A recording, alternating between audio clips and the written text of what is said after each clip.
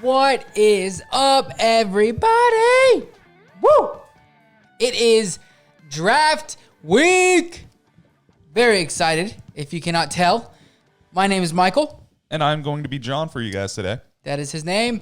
And we are the Fantasy Tap. Very excited because it is it's draft week. The draft is tomorrow, Thursday, the first round. Super stoked for that. It's going to have massive fantasy implications. Huge. Per use. And very excited for that. Welcome in. We're very glad to have you. If you have never joined us before, we are a fantasy football podcast. Yes, a podcast. A podcast. And every episode we have a new beer. Except for today. It's the first episode that we don't have a new beer on the episode. Not because we don't have one. We do. But we really want to focus on this on this draft and getting all that information out to you. We are running down our mock drafts. So both John and I did a mock draft, a full NFL one-round mock draft. The top 32 picks, and we are going to be talking about our picks and what we think is going to happen tomorrow. It's not what we think. These are going to be the most accurate mock drafts that you're going to be seeing amongst all of your mainstream reporters or anyone else. This is the real stuff. Yes, 100% agree. We talk to GMs, we talk to coaches, we talk to players, we talk to ex-NFL stars. Yes, everybody. And these dreams are just absolutely amazing. We've that I've been having. got the inside scoop. Kind of. Not really, but... We'll get there. Yeah, oh well. Before we jump into our question of the day, don't forget to join our Discord. It's going to be in the show notes, okay? We talk fantasy football. We talk NFL news, NFL, sports betting, other sports. It's really just a cool community that we are creating and hopefully growing. So check out the show notes for that. But John, before we get into our mock draft, I have a question for you. Hold up before we jump into that really quick. Also with the Discord, make sure you guys are tuning into both that and our Instagram Live. I believe we are going to be live for the NFL draft. Oh, yes, we are. Yeah, so obviously the draft for you guys is going to be tomorrow on Thursday. So make sure to tune in, be there, be part of the conversation on Discord if you guys get a chance to jump into there before then. You can hear our live picks, reactions from the picks that you're going to be seeing here. It's true. Not a lot of surprise coming from us because we know it. Yes. Yep. Very unshocked, if you will. Absolutely. But John... Now, may I get into the question of the day? Absolutely. Who do you think is going to fall the furthest in round one, or the draft, I guess, in general, round one, okay? Comparative to all the mock drafts you've seen and things you've read? Realistically, for me, I think the biggest fall from grace that I could possibly see is going to be Trey Lance. I think that he's a quarterback that everyone understands that there is obviously some talent there. He can be an amazing quarterback. He's creative. Excuse me, everyone. He's really creative as a quarterback. He has big play potential, but genuine consensus around the league is that he is not a year one starter, not a big name to just throw in there and not have another replacement for him.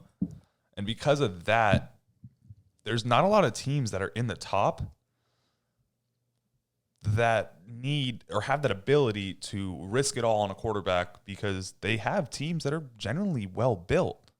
They're just missing that good leader. And so with guys like Justin Fields out there, why not just take someone who can be more established year one? And I think that we're going to see those people not willing to take that risk on developing a guy this early in a draft. Yeah, no, I mean, honestly, I agree with you. If you didn't take him, that was going to be my answer. I'm going to give something different. I can give you my other one. Huh? I can give you my other one. Oh, who's that? Devonta Smith. Oh, okay. That's good. I like that. I could see both of them, kind of falling. I Trey Lance, before I move on to Devontae. Trey Lance, I think he has a ton of upside. A ton of upside. Big arm. Not Patrick Mahomes. I mean, I don't want to say Patrick Mahomes like or whatever like that, but I think that teams are starting to look for that outlier because when Patrick Mahomes came out, his footwork was horrendous.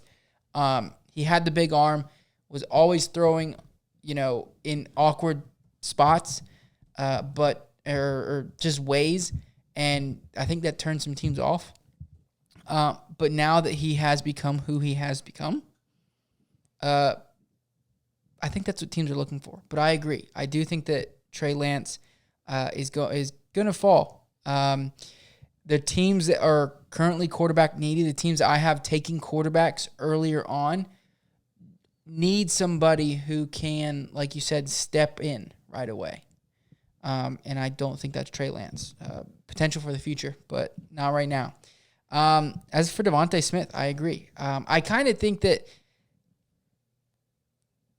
he is where he goes and when he goes is going to dictate how many other receivers kind of fall behind him, in my opinion. But we'll get into that a little later on into the draft. Who I think is going to kind of slip out of that first round, and potentially even further, is actually a wide receiver who was being talked up before Devontae Smith popped off. He was being talked about even in the middle of the season about as a top 3 wide receiver, a playmaker, shifty, a little bit undersized, fast, and that's Rondale Moore. I think he's going to fall out of the first round, and honestly, I could see him slipping into the third round, 5'7". That kind of that's a really scary body size. Yes, even with his playmaking ability, I don't think that teams are going to want to take the chance on that. So that worries me. I do think that he is going to slip. So I think that's pretty fair. Yeah. And I think we've already kind of see that happening where he, like you were saying, prior to Devonta Smith's breakout year, was supposed to be one of the better receivers coming out of this draft class. And what we've seen is every time he gets measured, it's an inch shorter and an inch shorter and an inch shorter, and that does matter a lot. That's personally part of the reason I have Devonta falling is his weight issues are concerning, and I think that concern factor does make a team think, okay, do we grab him or do we just grab another guy or a different position altogether because he's not a guarantee for the high draft pick that everyone's projecting him to go. Yeah. No, I can see it. You know who won't have an opportunity as of right now to draft in the first round? The Chiefs. The Chiefs. The Lions. Exactly. The Rams. That is exactly the correct answer. Okay. I didn't know. There was a couple, so I wasn't sure. Yes. No, the Chiefs. They have traded for right tackle, potentially left tackle, Orlando Brown.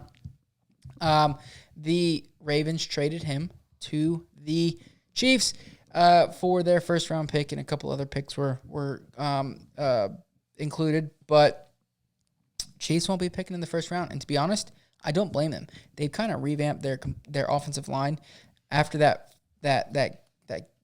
Super Bowl. Embarrassment. No time.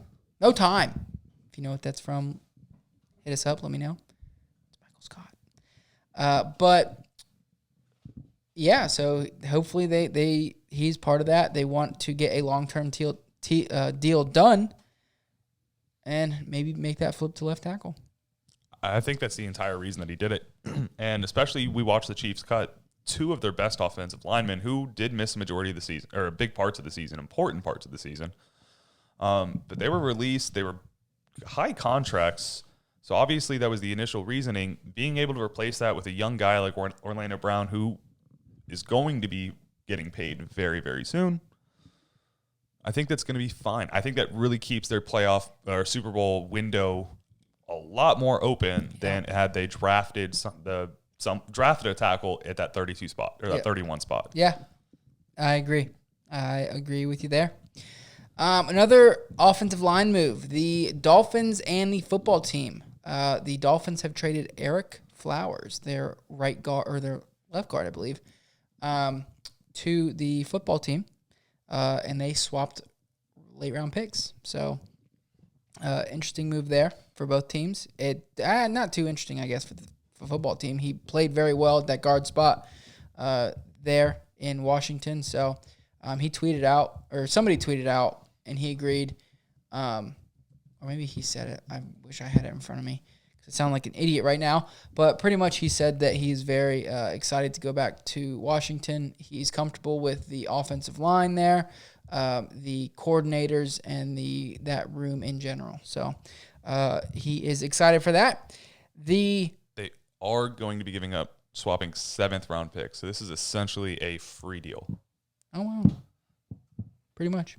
Not bad. I know the Dolphins did it to clear some cap space so they can sign their first-round picks. Kind of makes sense for both teams. So something that doesn't make sense is Julio Jones is reportedly going to be in a position to be traded after the NFL draft. I think it makes sense. Really? Yeah. I mean, obviously Julio Jones, one of the best receivers of our generation, if not still currently in the NFL. The Falcons have not been a team that have been very competitive. Their division in itself is someone who's Panthers are already rebuilding. Saints, Drew Brees is gone, but they're still not a bad team. Brady's going to last as long as who knows. So I don't think they're going to be having be in an opportunity to be competitive this year or next year, which is going to be the extension of Matt Ryan and Julio's contracts. I think they're getting ready to set up a rebuild, and I think getting rid of Julio Jones for a second or whatever you can get for him in a year when you have some young guys who are going to be around for 2 to 3 more years under their rookie contracts, if not having to sign someone like Calvin Ridley, it's time to rebuild. Maybe we see a full-on tank from Atlanta this year. Maybe. I kind of think that if they draft right, they could have a shot at being a contender. With their offense, getting a running back, whether it's through the free agency or in the draft, and then trying to get help on that defense. I mean, like you said, they've got Matt Ryan and Julio, both great at their position. You've got Calvin Ridley, obviously. I don't think they're as far away from it, but I do think that it could go either way. Like it could drafting from the 4 position. No, I get that, but I'm saying, Julio wasn't there last year. I understand that. I guess it could go either way from them. I feel like they could either say, you know what, we've got a short window with Julio and with Matt. We need to load up somehow and make a push, or we rebuild. I think that, like you said, I think it could go either way. So I guess, no, it's not completely outrageous, but it's going to be weird if he does get traded to see Julio in another jersey other than the Falcons. Yeah, it would be great to see him in a Bucs uniform or a Chiefs uniform. A Bucs? Yeah. They don't re-sign AB. Why not? Why not? He needs a ring. He deserves it. No, he definitely deserves it. And might as well go to a team that's probably going to be in contention for it. Hopefully they give him the opportunity to find somebody and don't just kind of trade him away, But Baker Mayfield, he was given his 5th round option. So 5th year option. Sorry, that's my typo. Oh, yeah, I read it right off. I gotcha. But yeah, Baker getting the 5th instead of a contract. Does that bug you, scare you, anything? No, I mean, it's smart. That's what teams, especially for how well they played last year and what they did, keeping him on a cheaper contract, and not committing to him full term, because we've seen his career. It's kind of up and down. I think that's smart for the Browns. Make him earn it. Yeah, I mean, if they were to sign him to a contract, they're looking at $30 to $40 million a year for a good a franchise quarterback in this time. If it was a franchise tag, they'd be paying him about $38 million. 5th year option, I believe, keeps him somewhere between 24 and 28, which saves them a bunch of money. And like you were just saying, I don't think he's proven. I think he's shown that he can be a good quarterback if everything's going right. Yeah. but I think we've seen that he can implode in a second. And it's attitude with him, and as talented as he is, I don't trust him, so I wouldn't have paid him if it was my quarterback for my team.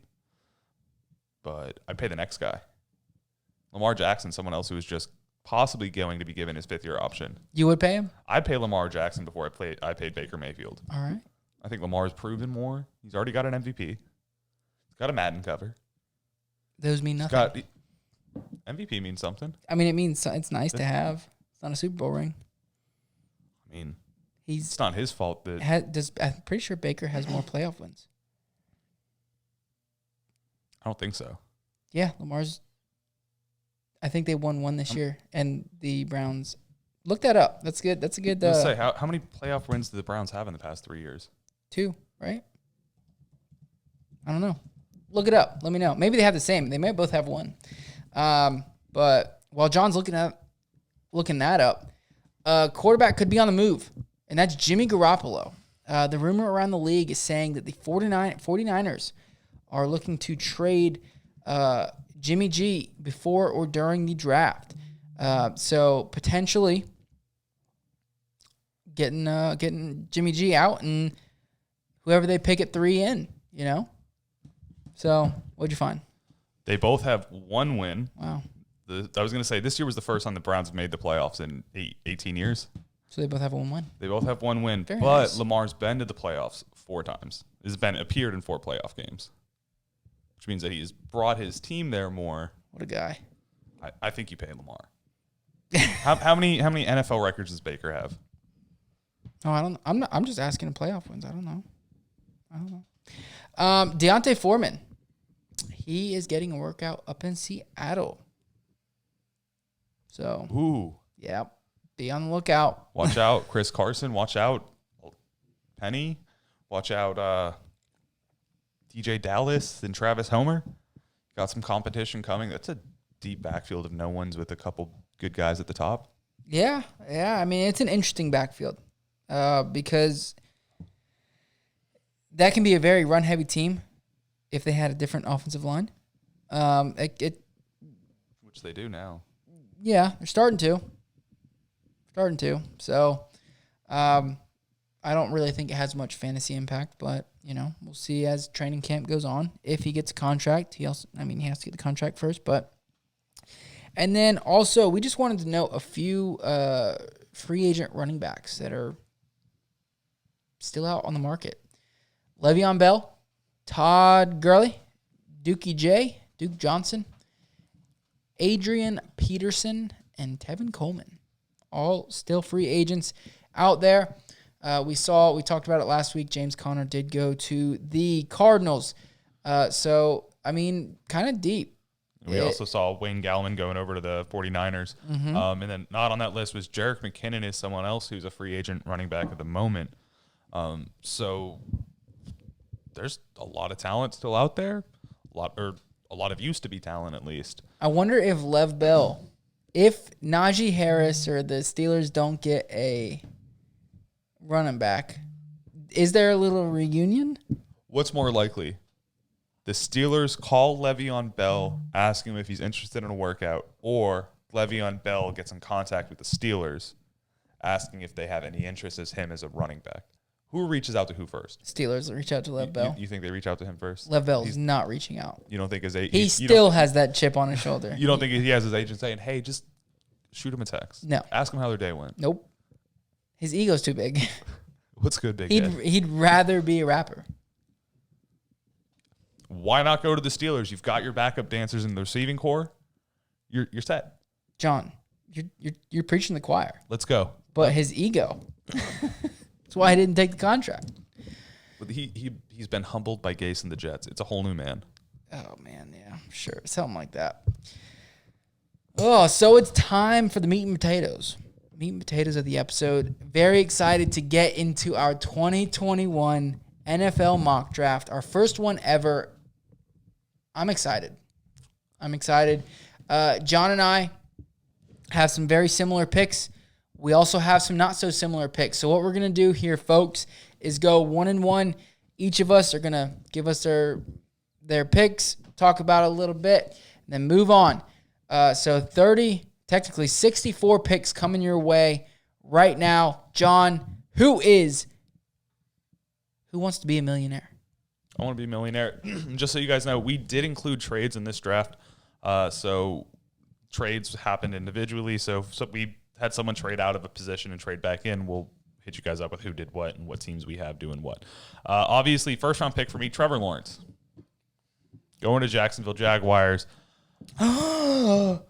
Only reason Urban Meyer's there, it's if you didn't bet money on it, it would be bad. Well, I mean, I'd rather take the odds. I'd take the odds. I'll take it. Urban Meyer did come out saying that they've interviewed the top 3 candidates or quarterbacks, candidates, I guess, whatever. Trevor Lawrence, Zach Wilson, and Justin Fields, he said, were the top 3. And they have done extensive research on all 3, Zoom calls and all. So, and he did not come out and say he's taking Trevor Lawrence. But I agree with you there. My number 1 overall pick is the man with the locks, Trevor Lawrence. Got the flow going. Gotta do it. He's going to let that hair flow in Florida. Plus, no state income tax. It's going to be a big benefit for him. Very true. Number 2, coming out of the New York Jets ever since they decided to lose that game or win that game against the Rams. I've got Zach Wilson. Really? Going number 2. I know it's chalky. I know it's been what everyone's been projecting and expecting the past couple months. I do believe there is a possibility that Justin Fields sneaks his way in there, but yeah, no, I'm going to have to agree with you here. Zach Wilson is my number 2 pick as well. The Jets will be taking him tomorrow night. What really did it for me, and I still can't get over it, is I think it's either Schefter or Rappaport texting him saying, welcome to New York. Also, the fact that he's reaching out to previous quarterbacks of the New York Jets, kind of rubbing it in, getting the lowdown on New York and the media and things like that. What do you think they told him? Just don't pull an Eli. I will not play for the New York Jets. Pull an Eli. I mean, that's smart. I wouldn't, but I don't know. I like their new coach, so I'm not even gonna lie about that. So, I think what he was getting at was he needs some information on the media because that's probably the toughest part of New York. Yeah. Playing for New York, at least. Having to deal with all that. Moving on to number 3. Shout out Hugh because you're gonna love these picks. I know it. San Francisco picking at number 3. John, who do you got? This comes on the news and the reports of originally the San Francisco 49ers were really into Mac Jones as their pick, which is one of the main reasons they moved up to this position.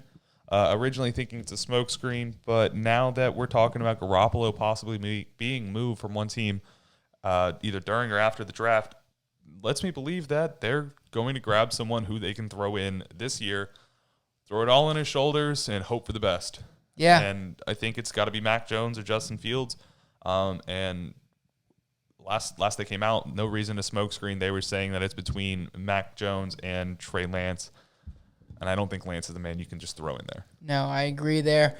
I am right there with you, Mac Jones at 3. However, like you said, I think that especially if they trade Jimmy Garoppolo away, they want somebody who they can trust and throw in there. And to be honest, in that, I think they see that they're annoyed right now with Garoppolo potentially being injured as much as he has been, and they want a consistent quarterback like that, somebody who's not going to just throw games away, who's not going to just continue just lose them or throw interceptions and things like that. And I think that's Mac Jones. I think he is. Somebody who they can throw in there, be comfortable in the offense, because they are a run dominant offense, and they've got, I would say, the best or second best safety blanket in the league, and that's George Kittle. So great spot for Mac Jones. I don't think this is, and we talked about it on our quarterback show. In my opinion, I don't think these are in order top 3. Quarterbacks, but it's how they fall, and it's how I think they're going to go. Number 4, I think this is where John and I start to differ. So, John. Okay, so I have a trade coming in here. Oh, no. I'm sorry. We're going number 4. I've got Kyle Pitts going to Atlanta, number 4. Julio Jones is being moved possibly. If they're willing to get rid of him, they need to be filling that with another young, talented receiving option. And if you have the ability to draft Kyle Pitts in this draft, you're doing it. Yes. If they don't move down, which I think it's very, very likely they do. But it's also not likely. my prediction is they draft Pitts and stay in place. Very nice. Very nice. I'm going to have to disagree. Now, I'm not saying that's not going to happen because I think, honestly, right now, I think it's a 50-50 shot, in my opinion, that this happens. So, it's the first trade of the episode. You ready for it? Yeah. All right. The Atlanta Falcons are going to be trading down to pick number 9. Oh, no, go ahead. Yay. Even though that's not the trade sound, that is the draft sound. Kind of excited. But they're going to be trading down, and the Broncos are going to be trading up to get their guy, Justin Fields. I don't know if this is where the Broncos get them. This is my my opinion on where they get them, just because I do think there are a couple other teams that would like to have Justin Fields. And I think that they are close enough to 4 where Atlanta can still get a top-end talent without sacrificing too much. So I think Justin Fields goes here to the Denver Broncos, and the Falcons trade down to 9. Beautiful. But I do agree with John in the fact that I could see him going easy and just taking Pitts because the whole Julio Jones news is there. But I think it's very possible the Falcons move down. It's just you can get a lot of value for that pick. And at what point do they say, "Hey, we'll take it"? And I'm not sure how much teams are willing to move up. I don't know. I'm not confident that the Broncos are willing to spend that much to move up to number 4 because it's going to cost a bit. But if there was a team to do it, they are definitely one of the teams. Yeah. The Broncos and a couple other teams are extremely wanting to move into that top 10 spot. I do think that, and real quick before we move on to number 5, I do think that if they stay in the top 10, there is not a big chance, but there is a chance that Kyle Pitts actually falls to them. I don't think he's going outside the top 10. I don't have him even getting close to 9. But I do think there's a slight chance that he could fall to them. So maybe they're like, if we can't get him here, then we'll go somewhere else. But if he falls, great. I don't think I don't think Pitts makes it past 7 if no one grabs him by then.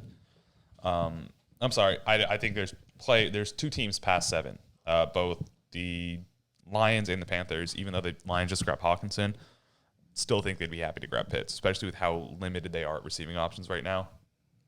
But anything could happen. It is. Yeah, and I'm just saying it's a wild night. Yeah, I'm just saying it's a possibility. Yeah, absolutely. So moving on to number 5, we've got the Cincinnati Bengals, and I think we disagree on this one. We do. I've got, and I don't like this. It makes me sad because I wish he was coming to Miami, but I've got them taking Jamar Chase.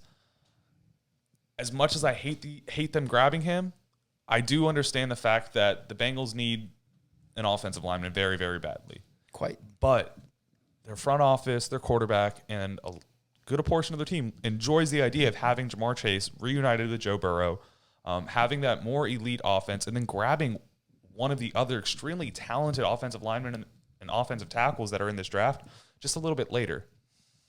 Obviously, the other linemen in the first round talents are very, very good. But are they the difference between Jamar Chase and everyone below him better than the rest of the offensive linemen? I think so. In my opinion, I do think so. I mean, we've seen it, at least the past couple years where you can get.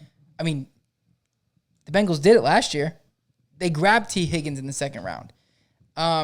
So I think you can get a competent wide receiver later on, especially when you already have T. Higgins, who is a blossoming, wide receiver, and you've got Tyler Boyd, who's quite underrated. To be honest, I think they would go Kyle Pitts before they would go Jamar Chase, just because they do need a tight end. But really what got me stuck on this pick is when they unveiled their uniforms, they had Joe Burrow sitting there in that throne with a big-ass scar on his knee. And I was like, damn. You got to protect him. You got to protect him. I'm going Penei Sewell. But let's move on to number 6. So, Miami, if it wasn't for Jamar Chase, for me getting taken by the Bengals, then it would be Jamar Chase right here. So it's not – the Dolphins obviously need some weapons. Kyle Pitts is gone. Jamar Chase is gone. I think their best option would be to move down at this point. I don't think that there's enough teams willing to pay that much again to move up to this position, especially with how many quarterbacks I've taken at this point.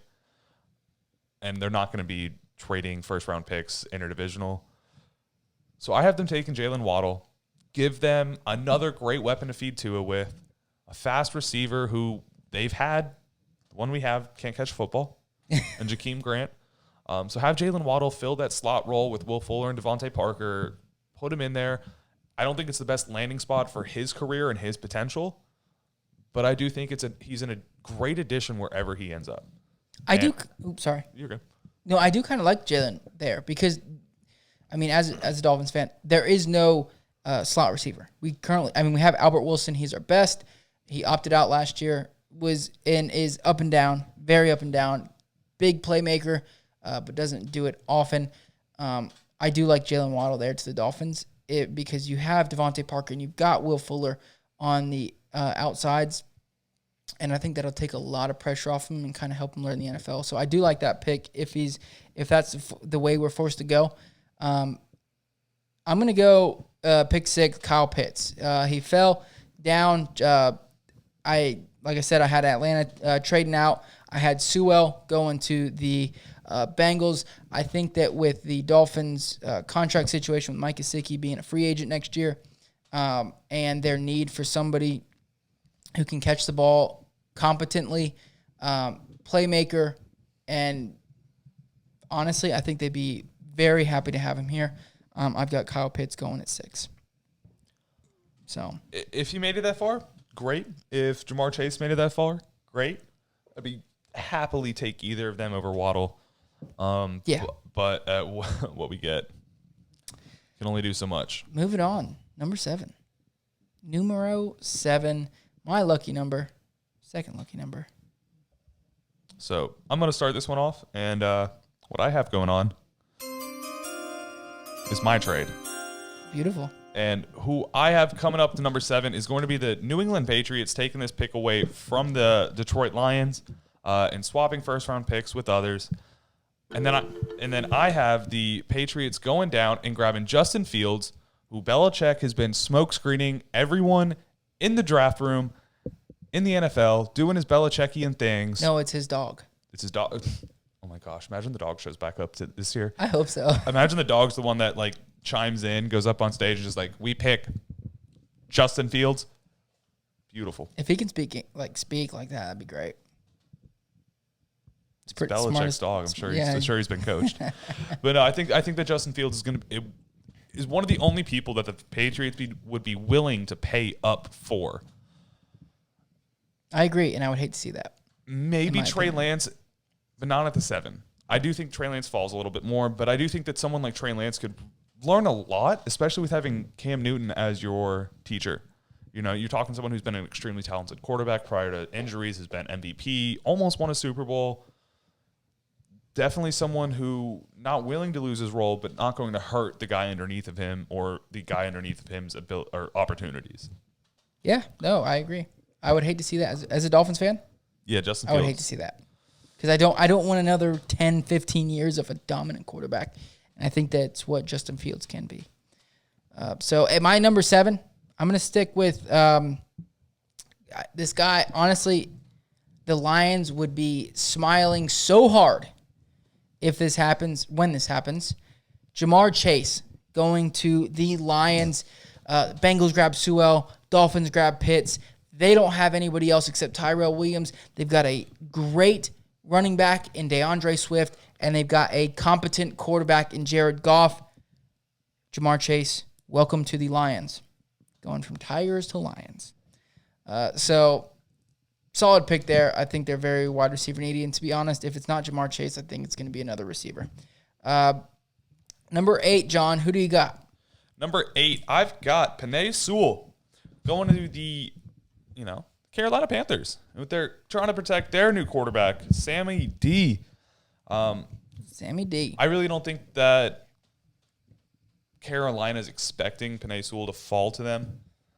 And at this point, they more than likely would either, if Penei wasn't there, I think that they're either going to be trying to trade down, hoping someone's looking for Lance, or they're going to be trading down or grabbing the best receiver available.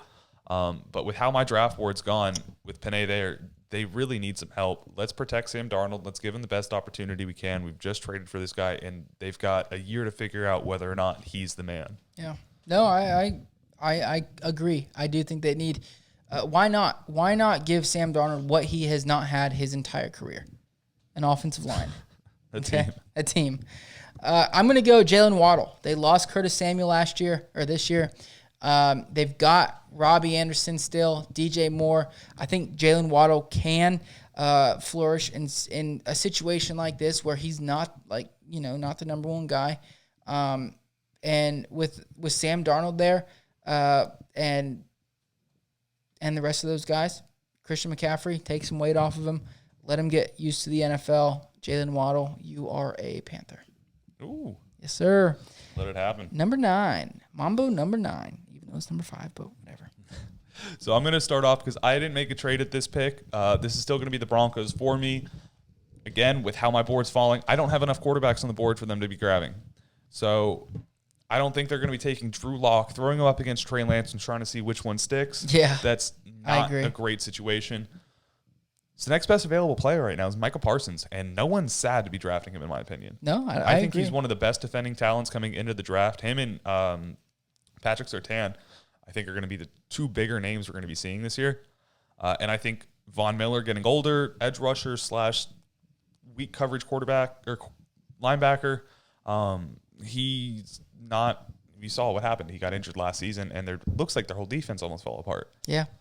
So I think that he'll be great there, a great addition, and that might be where they go. It's funny you mentioned Patrick Surtain because I've got the Falcons traded down to that number 9 spot in my draft, and they take Patrick Surtain. One of the reasons why I think that they trade back to this 9 spot too is because it is directly in front of the Cowboys, and I think they can get the past few years, it's been the defense that has let Atlanta down. We know what they have on offense, but their defense is just subpar. So they add a solid cornerback in Patrick Surtain, the best this year, in my opinion, coming out to help on that defense. And they spite Jerry Jones, and they're forced to. Some angry Falcons people, huh? Yes, and I'm not even gonna lie. Let's get to 10, and let's go to 10. I have the Cowboys grabbing Patrick Surtain at number 10.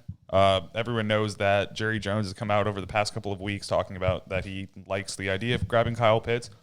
But luckily, lately, he has come out saying that he was not dumb enough to overpay to move up to grab him, which doesn't mean that he's not willing to, quote-unquote, pay to grab him. He just doesn't want to overpay. Yeah. So we'll have to see what happens there. But I do understand that Cowboys offense is absolutely one of the best in the league with Dak Prescott under center. Yep. They don't need other options. Nope. So why not grab something that was hurting you guys? After they lost Byron Jones? A good defender. Yeah. Half their defense is like mush. We one of the worst defenses in the second half of the season last year, absolutely terrible. They need to grab defenders, and the best defender available to them right now is Patrick Surtain. Yeah, no, I agree. And to be honest, my number 10, I have the Cowboys picking. I've done a ton of ton of mocks on my own lately, and that's where I have him going, and I would not be shocked if that happens. But since I have the Falcons trading down, taking it, spitting in Jerry's face, they're going to take the second best cornerback, and that's J.C. Horn out of South Carolina. And they're not overjoyed like they would be with taking Patrick Surtain, but I do think they need to add to that secondary in order to really make a postseason run. So J.C. Horn, you're a Dallas Star. Ooh. Yeah. So number 11, John. Keeping it in the division, we've got the New York Giants drafting next. I've got them taking Jalen Phillips. I think some people might find this a little shocking. I really do think the idea Gettleman's come out earlier throughout the draft period talking about how he's looking. He would really like an edge rusher. A lot of people have him taking receivers. A lot of people have him taking more offensive linemen. The Giants receiving core is not as dead as people make it out to be. You guys just signed Kenny G. Mm-hmm. You guys got Darius Slayton still. Dante Pettis is there. What are you going to do? You got Dante Pettis. Who else do you need? Yeah, you don't need anybody else, right? But what they do lack in is defense. I mean, they've lost their linebacker. They've lost a handful of other players. And as not terrible as the Giants' defense has been, it hasn't been good. It hasn't been a defense you've been fearful to play against. It's just we've got to play. I think that they need to get some real good talent over there. And I think Jalen Phillips is my favorite edge rusher in this draft personally. I know Mike is a little afraid of the idea of someone who is already retired entering. That's my only issue. But hey, we saw how it worked with Isaiah Wilson. No. But you know what? Flip of a coin. We've already got the bad side. Now it's time for the good side.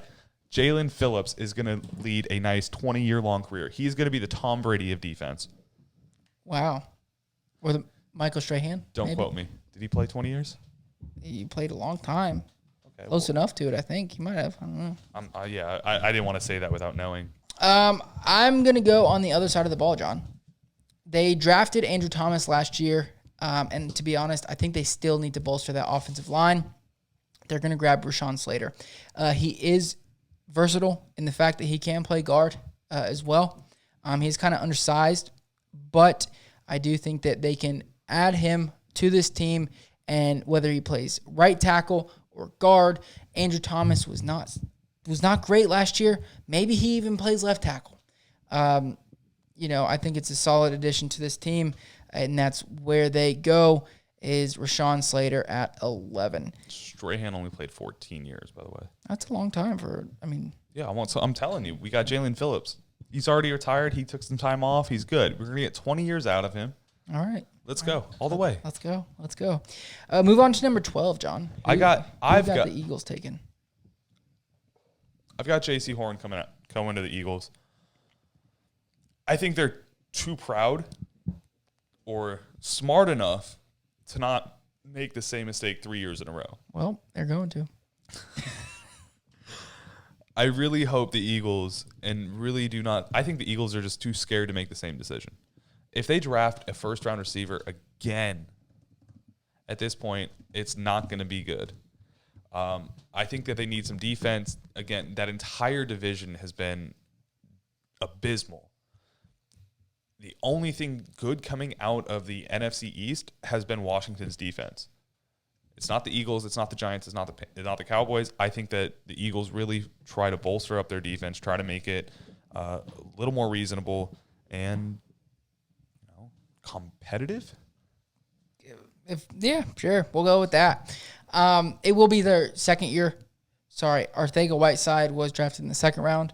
But still, 2 years in a row, I'm going to go with wide receiver. I think they're going to grab the Heisman winner, Devontae Smith. And continue the trend of drafting the worst receiver in the early part of the draft. I think this is a bad landing spot for Devontae. I don't like it. But I do think that they really need that help on that team. I think they're going to get googly-eyed when he falls there, and they're going to take Devontae Smith. What would you say the odds of Bateman going before Smith are? Go to Bovada. I don't know. That's a good question because, to be honest, I could see it. Potentially.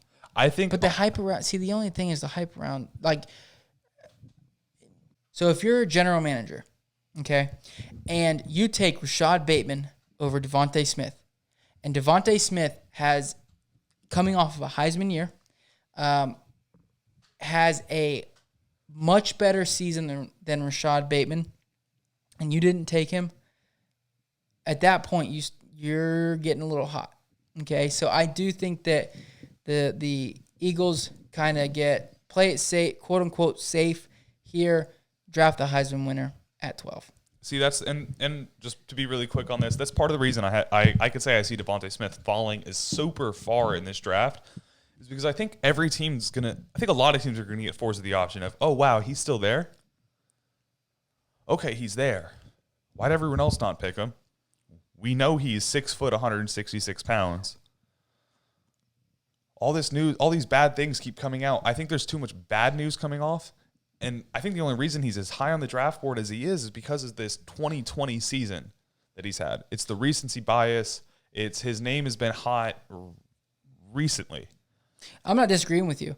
But do you think NFL teams go into the draft like actually caring what other teams take?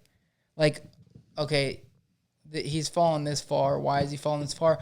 I think they already have their board. You know, their draft board going in, and unless we see another Larry Tunsil situation where a picture of him smoking marijuana comes out, I think that's it though. I think that I think that's my point exactly.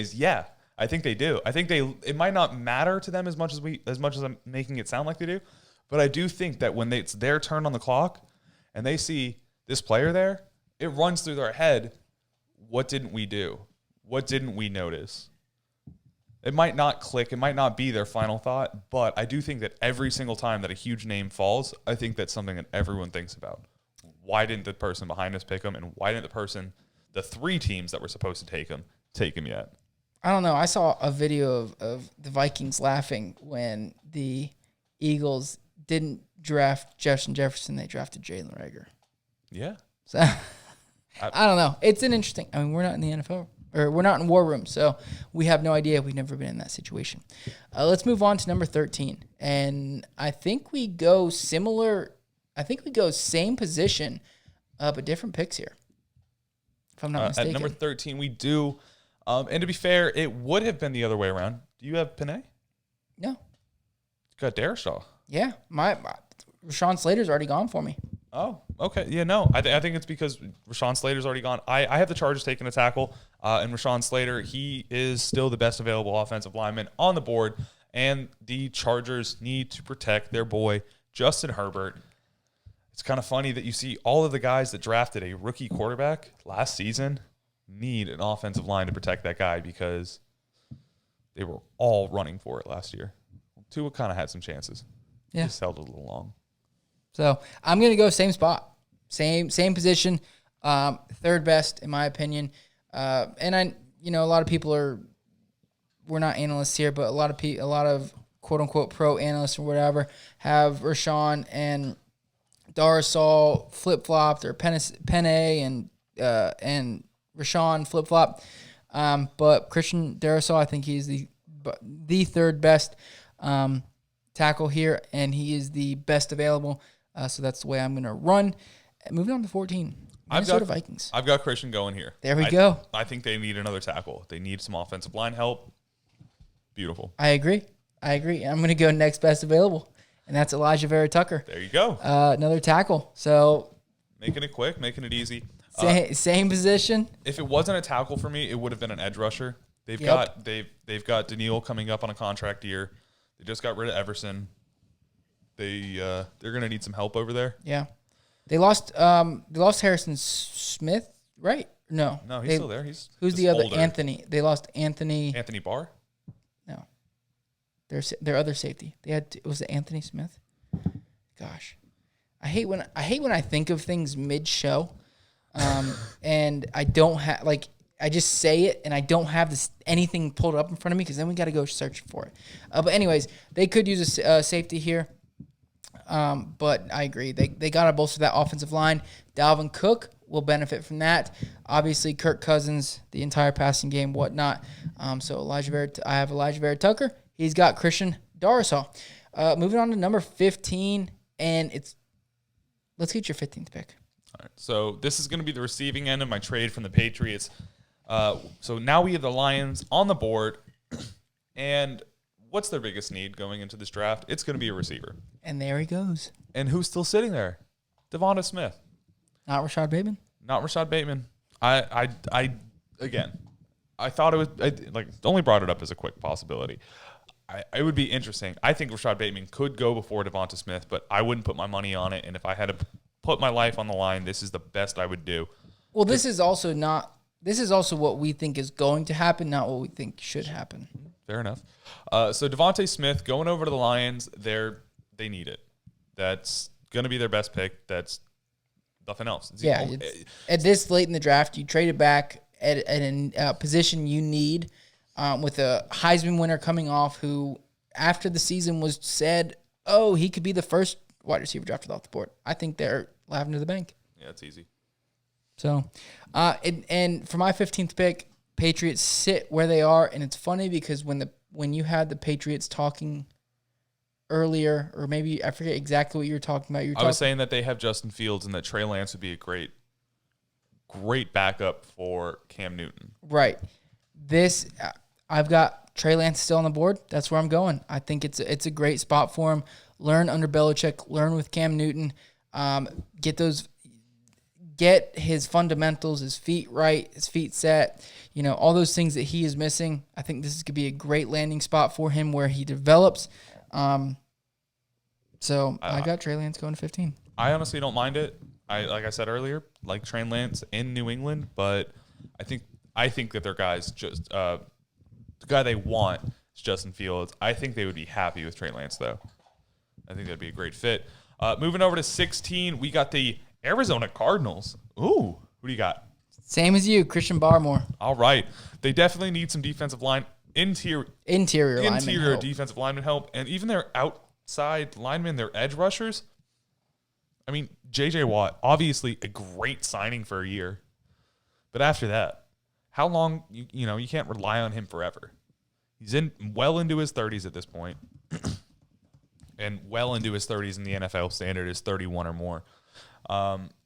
But you need some help over there. Well, I'm pretty sure. Don't they still have Chandler Jones? Chandler Jones, again, someone who's getting towards. I think they just re-signed him last season. They have one. Why not assure yourself with a solid first-round defensive lineman? No, yeah, I mean I agree. They need to add to the interior of that defense, and I think with Chandler Jones on one side. J.J. Watt in the other, Christian Barmore in the middle. I think that could be a pretty nasty combination right there coming out of Alabama. So solid pickup there. I think they've gone offense this entire offseason. I think they go defense with their first pick. Even though the potential of grabbing another wide receiver or running back here is possible, I think they go on the other side of the ball. Had they not drafted James Conner or signed James Conner, I think it could be Najee. It would have been Najee for me. Or Travis. I think they could have gone either way. It would have been one of the top two running backs. Just throwing it out there. First running back off the board for me is Najee at the moment. And had it been a receiver, I think they wait later. We're halfway through the first round at this point. There's still a dozen and a half receivers that you can throw in there and have a good year. I think it'd be nasty to see Rashad Bateman and DeAndre Hopkins on the same team, though. It might be, but I think A.J. Green this year plus Christian Kirk, I think they've got enough hands over there. Yeah, well, yeah. So let's move on to number 17, the Raiders. The Raiders. I've got them taking tackle Elijah Vera Tucker out of USC. Best tackle on the board, in my opinion, at this point. Mm-hmm. They've eliminated 4 out of the 5 starting offensive linemen as of week 1. And they had one of the best last year. So they need to fill up some spots, and you got to do it in the draft, especially with someone who's as solid as Elijah Vera Tucker can be, and he fits in very nicely there in Las Vegas. Yeah, so I've got them going Micah Parsons. He's still on my board currently. Linebacker, I think he might fall fall a little bit because of his off-the-field issues. Now, he is a athletic freak, running, I believe, a 4.38 in the 40. Just monster in general.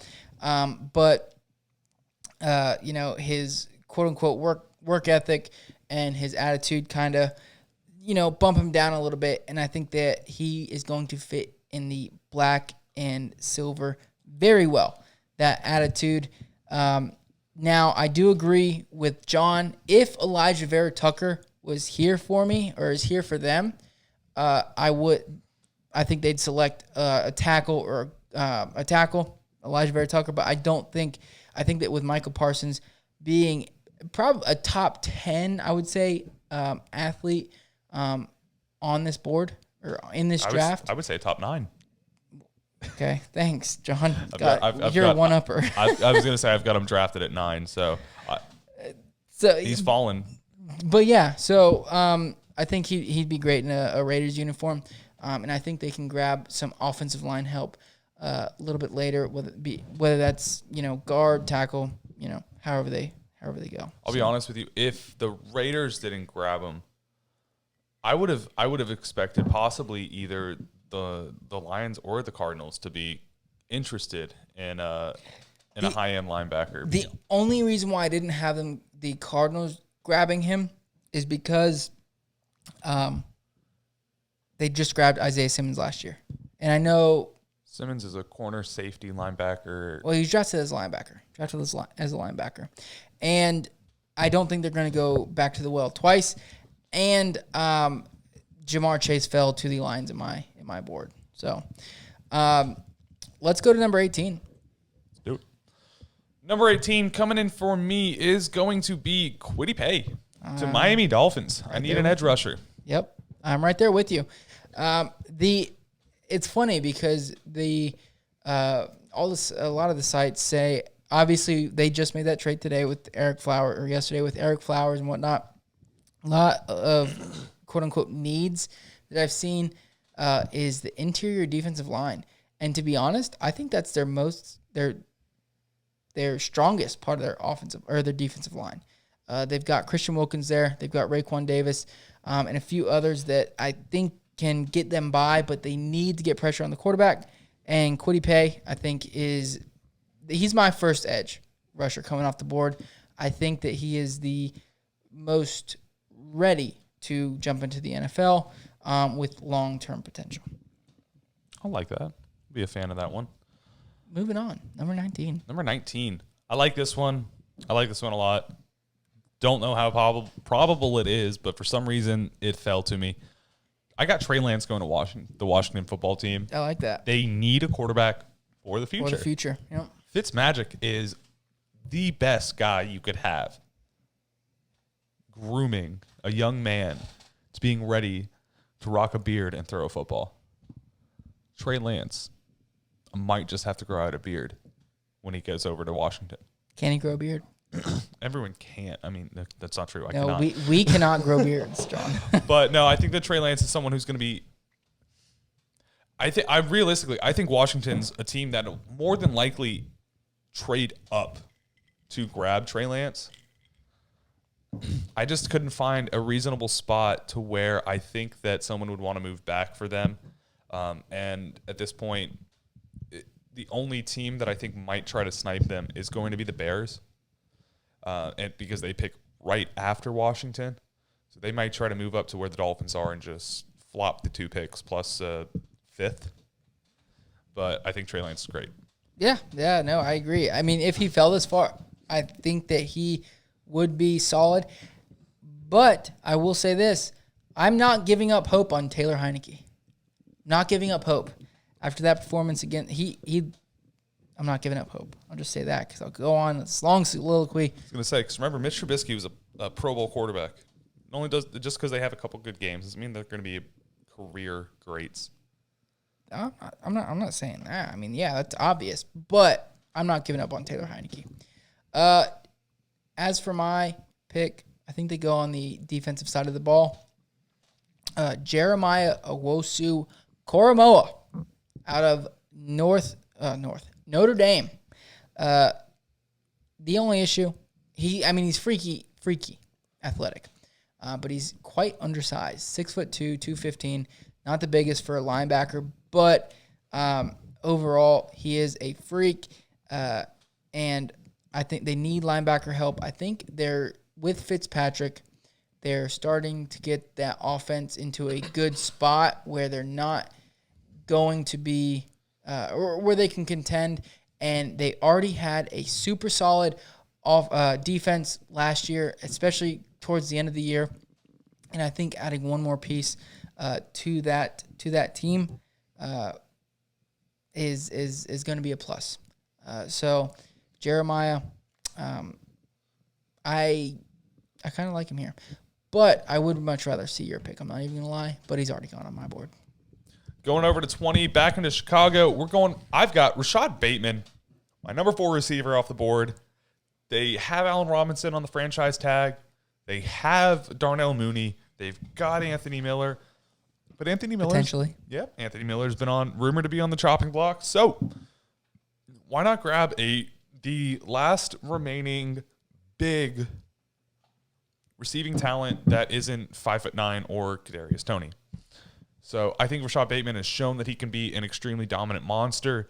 And if they decide to move off of Allen Robinson next season, he could fill that role. And I think he's someone that accentuates Darnell Mooney very, very well, actually. Darnell Mooney was scaring me if Allen Robinson was going to be moving off. And I think with Bateman there, you're kind of looking at a similar situation. Yeah, no, I agree. That's who I have in my draft. I've got the Chicago Bears taking Rashad Bateman. I think it's a contingency plan because I really don't think they want to pay for Allen Robinson next year. They couldn't get a deal done, and they'll have a wide receiver for the future. I think him and Mooney for the future are great. And to be honest, all three of them on the field this year is going to be scary. With Andy Dalton potentially slinging the rock. He's QB1. So he's their QB1. Yes, absolutely. Yeah, they're QB1. On a pick 21, we've got the Indianapolis Colts. I have them taking edge rusher Jason Owe. I think that he's going to shore up that defense very nicely. They've already done great drafting these past few years with Darius Leonard and everyone else. Obviously, their offense needs maybe another receiver, maybe reassure that offensive line that they have, but the top 5 offensive linemen are already gone. At this point in the receiver class, you're looking at smaller guys. I don't think they're going to pay up for them. They just grabbed Michael Pittman last year. I think that they need to slow down the other team. They've got an amazing running game that they can use to slow the ball down, slow the pace of the game down enough. If their defense can just get a few more shutdowns, there's no reason they can't be a 13 to 12 win team. Mike? I've got one of my favorite receivers going to this spot, and I'm very excited for it. The only issue here is because I've talked about Paris Campbell in the past, and I think this is the demise of Paris Campbell. There was no upside to him, so you're fine. Oh, there's plenty of upside. He's just been hurt. It's all right. Elijah Moore going to the Indianapolis Colts. Fantasy-wise, I don't know if this is the best for him, but as for a career-wise, I do like this landing spot. I think with the upside of Carson Wentz, T.Y. being on a 1-year deal, he's older, could fill in eventually for him. And then I think the emergence of Michael Pittman will help Elijah Moore.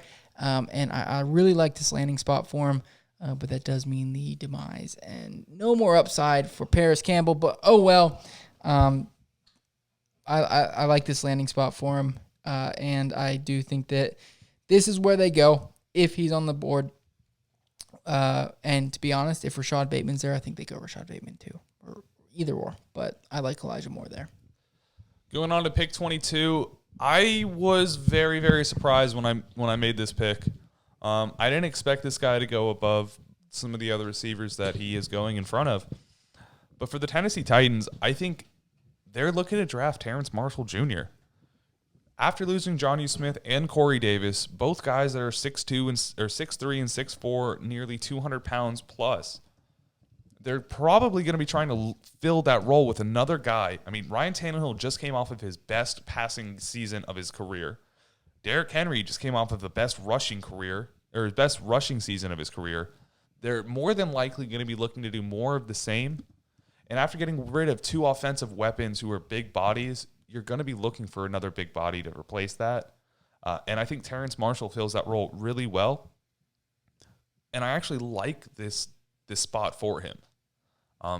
He was a guy that prior to doing this, I was kind of like, regardless of what team he's going to, he's going to be a wide receiver 2 or 3 for his first year or 2. Going over to Tennessee, I could easily see him making an impact next week. Not next week. Well, they don't play next week. Week 1. Okay. No, I agree. I do like that pick for them. I like the big body receiver with the upside that he has. My only issue is they need help on defense. They've got a defensive-minded head coach. And I'm going to go Caleb Farley here, the cornerback. They allowed 270.8 passing yards per game last year, which was the 5th most. I love A.J. Brown. I mean, I think he is going to develop into, if not be next year, a top 5 receiver. They don't have much after that. And I would like to see Terrence Marshall there. I just don't know if they go there that early or if they just grab a receiver later on. So I'm going to go cornerback, shore up that defense, shore up that passing defense, and Caleb Farley from Virginia Tech. All righty. Moving over to pick number 23. I've got the New York Jets going way off the radar for Mike here. I've got them taking cornerback Caleb Farley. I think that his talent is too far to let him fall as much as they have. After the Jets grab quarterback Zach Wilson, that team's an implosion from left and right and center. They need holes to fill everywhere. They've got holes to fill everywhere. Sorry. One of those being the cornerback position, with them hopefully being able to get that offense on a good moving pace between grabbing Denzel Mims last year, Zach Wilson this year, and all of the other people they've signed. I think that Caleb Farley on corner is going to help the fact that the money they just spent on Shaq Lawson can help that defensive line work. Carl Lawson. The linebacking core has been okay, and those safeties, Marcus May, kind of a beast. Yeah, I would say so. I'm going to go on the other side of defense, the opposite side, the defensive line. Jalen Phillips. He has fallen this far in my draft, and I think his retirement issues is the reason why. I do think he's a freak athlete. I mean, I think could potentially have a great career in the NFL. So I think they grab him to pair right next to Quinnen Williams. So let's get to number 24. At 24, I've got Samuel Cosme. Nice pick. I do like that. I think the Steelers definitely and desperately need to go back to how they were a couple years ago. One of the best offensive lines in the league, running the ball up your throat and throwing it when you want to bite down. You got Big Ben back there for at least another year. You need to keep him content. You don't have an elite running back as of right now, so you can't let a mediocre offensive line just get through, get you by. You're an incredibly competitive division, and you've got to make steps forward. Grabbing Samuel Cosme here, who's someone who is projected to be a top 3 tackle in the 2021 draft last season. Hopefully you can see some more good things. 6'7", 309 pounds. Big boy. Yeah, very much so. I'm going to stick the same position. I'm just going to go a different route, and that's Tevin Jenkins. He's 6'6", 320. So similar in size, big boy all around. His run blocking grade that PFF ranked him at was 93.6. One of their biggest struggles last year was the run game. So I'm going to go Tevin Jenkins. But honestly, either of those guys for the Steelers would be great. I think we're in agreement they go tackle. Yeah, they have to. If they don't go tackle, they are going to be desperately going for a running back. I think it's Najee Harris. Okay. As long as he's not off the board, I think it's Najee Harris. But for their needs, That's I think it's Tevin Yep. or a tackle. at pick 25, the second pick for the Jacksonville Jaguars. What do you got, Mike? First safety off the board, Trevin Moehrig. Got to agree with you. I think a lot of people are going to see him as someone who should be going in the top 15. It's just that safety position's kind of hard to commit to in a draft, is what it looks like. It's not a huge, it's not a massive, it's not a glaring need for a lot of teams. And to be honest, the Jags already drafted the quarterback. They could use another tackle. So in my draft, they could go Cosme. But I think they add to that defense, which was putrid, a nice safety, the top safety in this class. So add him there, add your quarterback. You can grab a filler tackle later. I mean, they've got another pick. I believe it's 6 picks away. So Leatherwood, Cosme, There's still either a of those handful, could potentially fall. still a handful of offensive tackles on the board, if not moving a guard that can play both in. So moving on to pick 26, we got the Cleveland Browns. I've got them taking Jeremiah Owusu-Koramoah from Notre Dame. Nice. And I've got them putting another edge rusher, Jason Owe. I'm pretty sure it's funny because I'm pretty sure we're swapped on where these guys go. Jason Owe goes to the Cleveland Browns, opposite side of Myles Garrett. I think it's going to be pretty nasty there. They're in Cleveland. If he goes, and And Clowney. Yeah, and Clowney. And that's, yeah. That's the scary part. Yeah. And I mean, you wouldn't be forced to play him, off rip. You could let him learn. And I think that's where a lot of these, Or let him fill another hole you have on defense. He's someone that can play multiple positions, linebacker, Yeah, like a true linebacker or a true edge rusher. 6'5". That's why I had him going where I do, is because I feel like the Giants needed someone that could fill multiple positions. Moving on to pick 27, staying in the division again, Baltimore.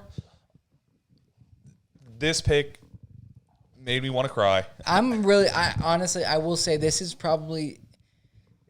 pick really surprised me, and it surprised me. That's it. For you. Yeah. So I have them going a receiver because they need a receiver. They do. There's other tackles they can be grabbing later in the draft, and it is it. I personally don't think that the Baltimore Ravens are going to be taking another shot on a 5'7" or a 5'9" or a 5'10" or a 5'11" guy. They just grabbed Marquise Brown, and him and Lamar don't seem to be on the same key. I see them grabbing Kadarius Toney at this point, and that for me sucks because he's my favorite receiver out of the draft at the moment, and I don't see him doing great things there in Baltimore. He'll be the best receiver on the team, but not great. Yeah, it's an interesting landing spot for Kadarius. Fantasy wise, I would hate to see it. Yeah, but hey, let the chips fall where they may. And you know who fell to my 27th pick, to the Baltimore Ravens. I really like this pick, Terrence Marshall. 6'3", 200 pounds, bigger guy. Go up and get the ball. Opposite side of Marquise Brown. You've got Mark Andrews there already. I think this gives that offense the player they need to really open up that offense. And teams keyed in so hard on their run game last year because Hollywood Brown wasn't really doing anything. He was getting the number one cornerback on the team. Mark Andrews didn't have as great of a year as he did the year before. I think adding somebody with size opposite of Marquise and opposite of of Mark Andrews, I think is a great addition there. I think that he could have a very solid career there in Baltimore. I think so too. Going on to number 28 at the New Orleans Saints, I have them grabbing edge rusher Azeez Ojulari. obviously, the Saints decided to get rid of Trey Hendrickson over this offseason, and that is my main reasoning for this. They didn't sign anyone new. They haven't made any big moves for it, and Trey was a threat. He made himself known and obviously got paid for it. So try to replace that with a young guy because the Saints have been strapped in cap hell. Let's do it. I think Aziz is going to fit in great there. Yeah, so I'm going to have them go in defense. I have them going cornerback. Asante Samuel Jr., you may know that name. Maybe all-pro cornerback, Eagles, Asante Samuel. His son is going to light up the league. They're in the third one who has a son in the draft in the first round. That's amazing. It's amazing. John, what is John Stump Jr. and Michael Nada Jr. going to be doing? Podcasting? Drinking beer and podcasting. Oh, gosh. Oh, jeez.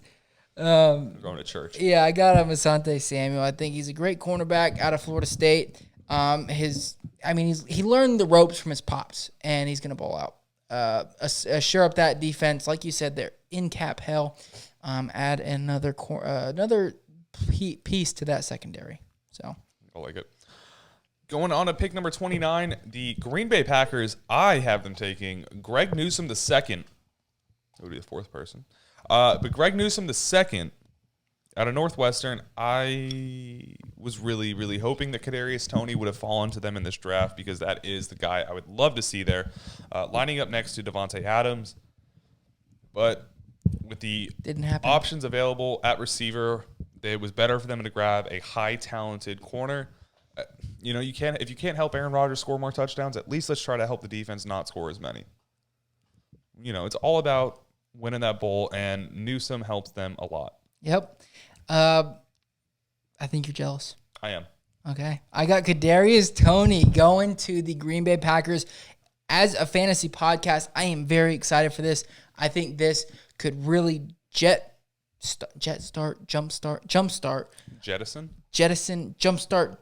I don't know. Get it off to a good start.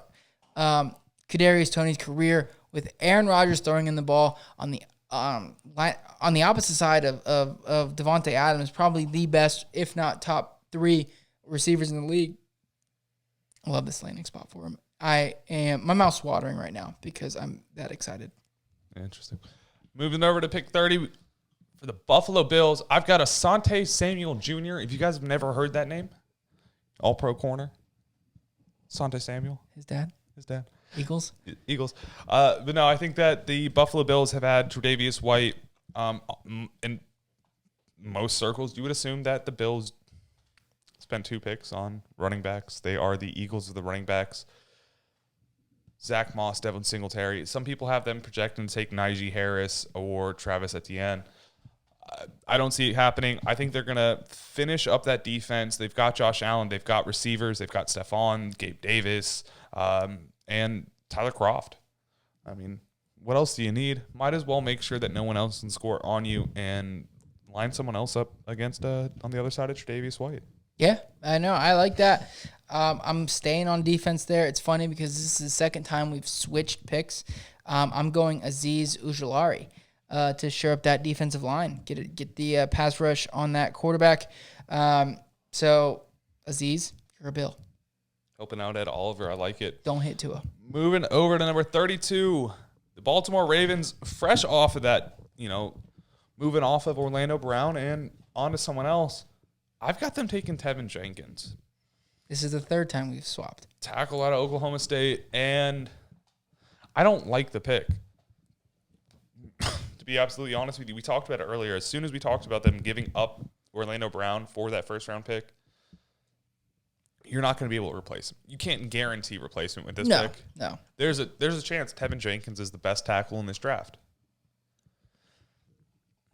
I liked Orlando Brown, though.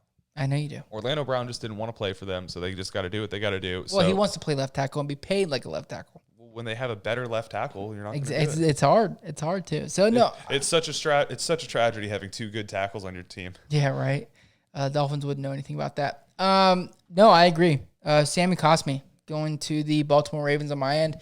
I do think depending on who falls, they could definitely go on the defensive side of the ball.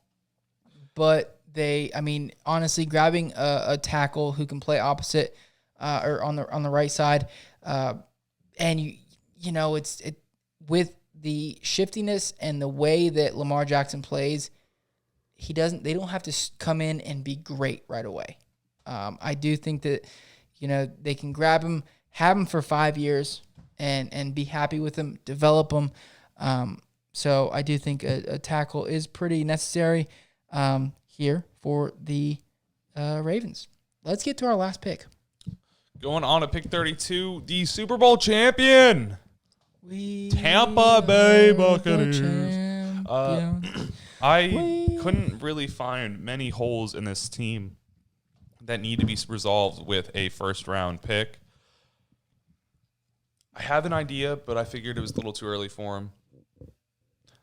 So I'm going to go with the second best at their position, possibly one of the best players available at the time, safety Elijah Molden, an incredibly fast player, a little bit smaller than your typical safety, but out of Washington, a smaller school, has been able to prove himself and show himself to be an extremely usable football talent. And with the Bucs really kind of continuing to pay these older guys to keep this roster together and try to keep making plays towards the Super Bowl because Brady's here now, and that's what the Patriots did.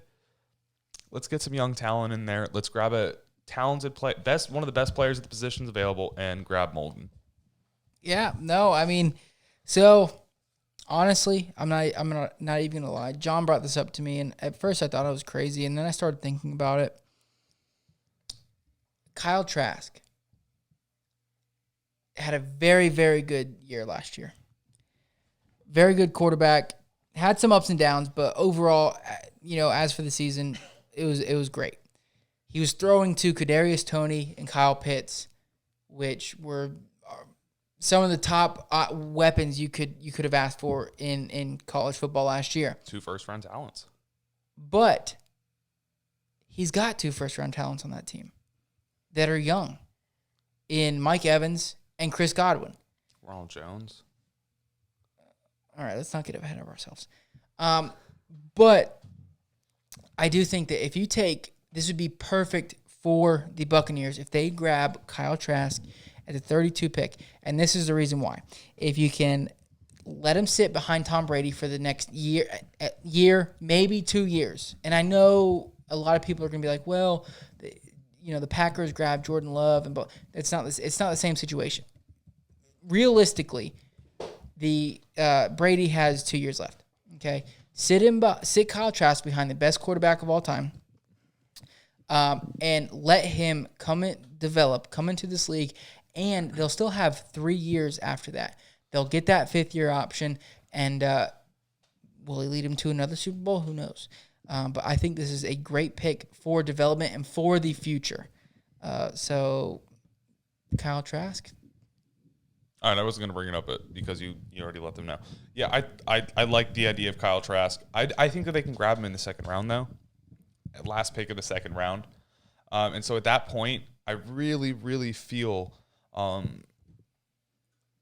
Kyle Trask is going to be someone that we're going to be talking about moving forward.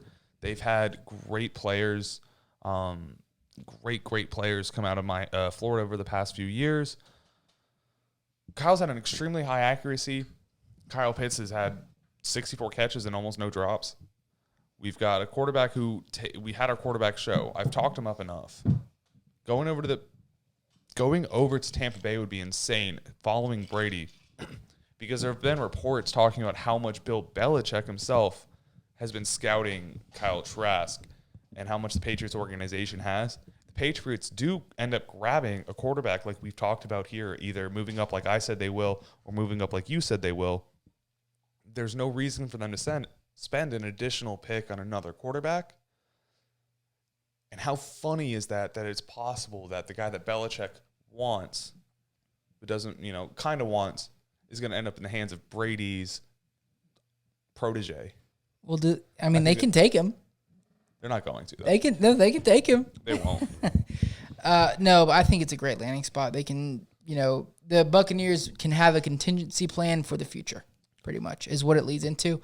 And with that extra 5th-year option, they get 3 years out of him and can see what he develops into. So, John, run down real quick for the people your 32 picks. I'll do the same real quick, and then we will get out of here. All right.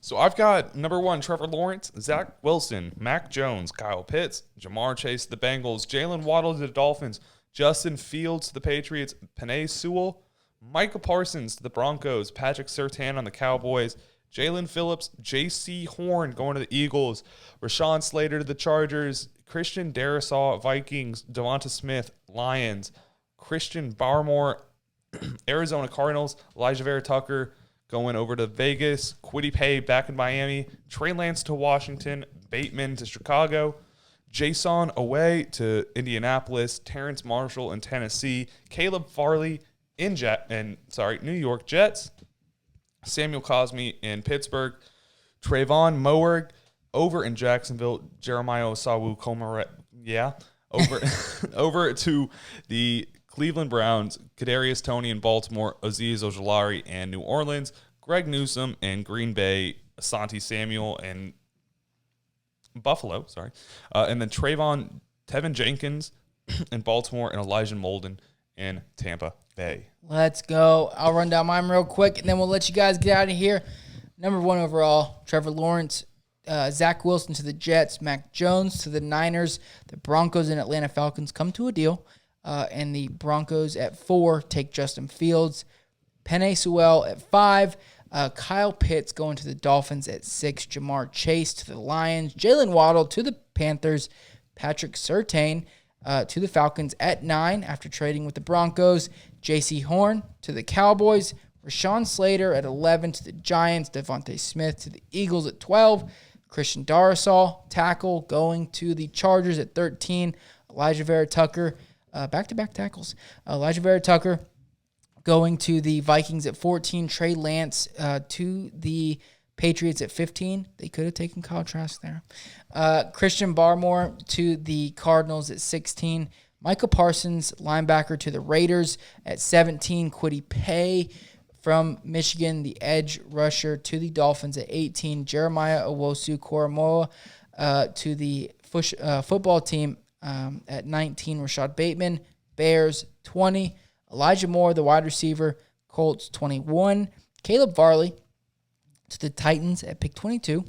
Jalen Phillips, the edge rusher there, to the Jets to shore up that defensive line at 23. Tevin Jenkins to the Steelers at 24. Trevin Moehrig, the safety, to the Jags at 25. Jason Owe to the Browns at 26, Terrence Marshall Jr., Baltimore, 27. Asante Samuel Jr., if you don't know his dad, look him up, to the Saints at 28. Kadarius Toney, the wide receiver, sexy pick, to the Packers at 29. Azeez Ojulari, the edge rusher, to the Bills at pick 30. Samuel Cosme, Ravens, 31. And Kyle Trask, Buccaneers, 32. All right, before we get out of here too quickly, I do have just one quick question I want to bring up. Let's hear it. Just so you can stake your claim now. So when we come back next week, you can say, hey, I called this. What is your biggest draft day surprise? My biggest draft day surprise. I think the Broncos trading up to get Justin Fields. Okay. I'm just calling it now. I'm saying that if the Patriots do not draft Trey Lance, Justin Fields, or Mac Jones, they will be drafting Kyle Trask in either the second or third round. Just want to stake my claim so I can say I knew it afterwards. Oh, I thought you said like a big surprise. That's not a surprise. Second or third round. I mean, first round. That'd be a surprise. Surprise. Okay. Letting it go. All right. Make sure to check us out on both Discord and to tune in live to our draft day live stream that we will be doing.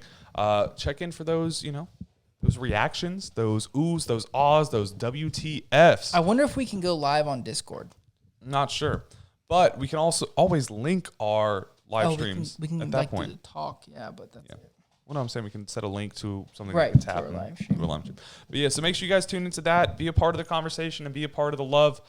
Can't wait to do it. honestly so excited. Been looking forward to this since the end of fantasy football season. Very excited. Even before the Super Bowl, I was ready for draft day. Yeah, pretty much. It's all us Dolphins fans have to look for. So, all right, people, we're going to get out of here. Like John said, link in description for the Discord. We love you guys. Don't forget to tune into IG at the Fantasy Tap for the live NFL draft. Love you guys.